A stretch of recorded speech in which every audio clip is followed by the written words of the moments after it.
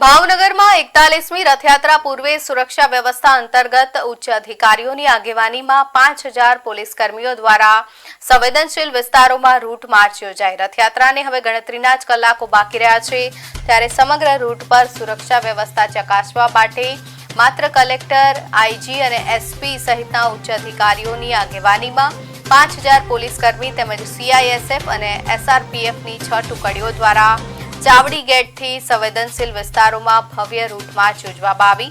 સુભાષનગરના ભગવાનેશ્વર મંદિરેથી શરૂ થનારી આ રથયાત્રાની સુરક્ષા માટે ભાવનગરને પોલીસ છાવણીમાં ફેરવી દેવાયું છે, જેમાં 15 એસએસપી, ડીવાયએસપી અને 180 પીઆઈ, પીએસઆઈ સહિત 3500થી વધુ બહારના જિલ્લાના હોમગાર્ડ અને પોલીસ જવાનો તૈનાત કરાયા છે।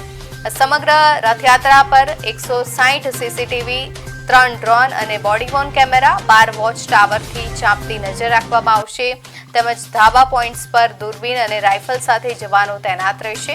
તંત્ર દ્વારા ભક્તો માટે 10 જગ્યાએ હેલ્પ ડેસ્ક અને વાહન વ્યવહાર માટે રૂટ ડાયવર્ઝન જાહેર કરી પોલીસને સહકાર આપવા અપીલ કરાઈ છે।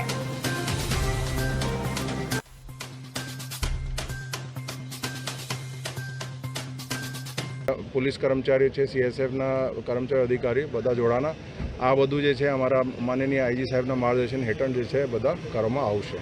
સાહેબ, ખાસ કરીને સૌહાર્દપૂર્ણ રીતે રથયાત્રા પસાર થાય એ માટે ખાસ વિશેષ શું વ્યવસ્થા અમે જે કીધું અમારે બધા પોલીસને જે છે અમે વારંવાર બ્રીફિંગ કરી છે, એક જ સૂચના આપી કે બધા વર્તન સારું રાખે અને એક સારા અને પોઝિટિવ મેસેજ કે આ બધું તહેવાર જે છે એક શાંતિનો તહેવાર છે, એના માટે અમે જુદા જુદા કાર્યક્રમો આયોજન કર્યા છે। અત્યાર સુધીમાં બ્લડ ડોનેશન કેમ્પ, સદભાવના રેલી અને એવા જે ઘણા બધા જે છે અમે લોકો એવા આયોજન કર્યું છે।